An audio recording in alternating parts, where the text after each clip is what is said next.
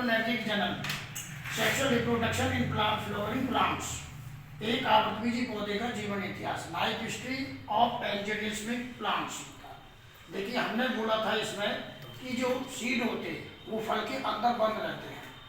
इसकी दो अवस्थाएं होती हैं, स्पोरोफाइट जिसे हम बीजाणुभित कहते हैं। स्पोरोफाइट के प्रत्येक केंद्रक में जो क्रोमोसोम्स की संख्या होती है वो 2n होती है, जिसे हम डिप्लोइड जनरेशन कहते हैं, द्विगुणित पीढ़ी एकांतर। दूसरी अवस्था होती है आपकी गैमेटोफाइट, जिसे हम युग्मकोद्भिद कहते हैं। युग्मकोद्भिद जिसे हम इसके अंदर युग्मक का निर्माण होता है, युग्मक फॉर्मेशन, जैसे जाइगोट वगैरह बनाते हैं। इसके प्रत्येक केंद्रक में गुणसूत्रों की संख्या स्मॉल n होती है, जिसे हैप्लोइड जनरेशन कहा जाता है। दोनों अवस्थाओं को मिलाकर अल्टरनेशन ऑफ द जनरेशन कहते हैं। दोनों अवस्थाओं को क्या कहते हैं? अल्टरनेशन एंड जनरेशन कहा जाता है। इसमें देखिए इसके 4 पार्ट्स होते हैं फ्लावर के। सबसे पहले बाह्य दलपुंज कैलेक्स हो गया, जिसमें अनेक सेपल्स या बाह्य दल पाए जाते हैं।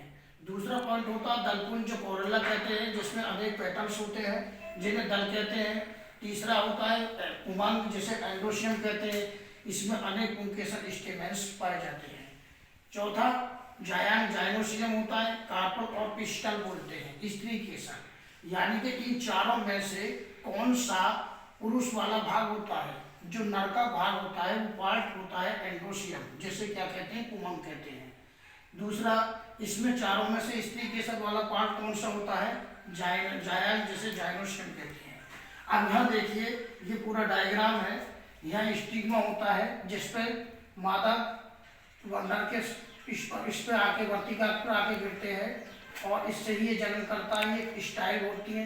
इससे नीचे जाओगे, अभी अभी तुमने देखो इस पार्ट को पढ़ा है, इसे पेटल्स बोलते हैं, जिसके अंदर दल होते हैं। इससे नीचे आएगा, इसे सेपल्स वाला पार्ट कहते हैं। सेपल्स किसमें बाह्य दलपुंज होते हैं, इसके अंदर ये पेटल्स वाला पोर्शन हो गया। ये थैलेमस होता है। जिस प्रकार से सीड का फॉर्मेशन होता है तो धीरे धीरे ओवरी का पार्ट अपने आप ही चौड़ा होता चला जाता है। इसके अंदर ये ओव्यूल्स बीजांड बनते हैं, जिसे ओव्यूल्स कहते हैं। और ये देखो प्लेसेंटा होता है। प्लेसेंटा ओवरी वाला पार्ट का नीचे वाला भाग को कहते हैं, जिसे प्लेसेंटा कहते हैं। इसके अंदर देखो एंथर और फिलामेंट्स बनते हैं, जिससे कि अनेक पुंकेसर का निर्माण होता है, स्टेमेंस का निर्माण होता है। यहाँ देखिए इसमें स्टाइल और ओवेरी और पेटल्स, इन तीनों पार्टों को मिलाकर एक पिस्टल बनता है। पिस्टल जिसे स्त्री केसर बोला जाता है। इसके अंदर जैसे ही ये ओवेरी का फॉर्मेशन होता है तो इस सीड को निकाल के काट के और सेक्शन कटिंग करते हैं। सेक्शन कटिंग करते हैं तो इसमें सीड का फॉर्मेशन पूरा ही अपीयरेंस दिखाई देता है। अब तुमने लिखा बाह्य दलपुंज कैलेक्स, सेपल। सेपल वाला कौन सा है? देखो सेपल यहाँ से स्टार्ट होता है, ये सेपल, क्योंकि यह पुष्प का प्रथम चक्र होता है। सबसे पहले पुष्प का प्रथम चक्र होता है, जिसके अंदर अनेक संख्या में सेपल पाए जाते हैं। क्या पाए जाते हैं? सेपल्स, जिन्हें हम कहते हैं बाह्य दल। क्योंकि फ्लोवर को जब निकालोगे ओवेरी का पोर्शन अलग निकल जाएगा और ये ऊपर वाले जो पत्तियां जो होती है, लीव्स जो होती है, वो अनेक संख्या में उन्हें बाह्य दल कहते हैं। दूसरा पोर्शन पढ़ा था तुमने दलपुंज, जिसे कोरेला कहते हैं। ठीक इसे सी से और इसे कैलेक्स ए से प्रदर्शित करते हैं, इसे सी से प्रदर्शित करते हैं, इसे एंडोशियम को ए से प्रदर्शित करते हैं और जी को जाइनोशियम जी से प्रदर्शित करते हैं। तो इससे हम किसी का भी पुष्प सूत्र, पुष्प आरेख बना सकते हैं, वो भी बताएंगे। पहले दूसरा देखिए, यह दूसरा चक्र होता है।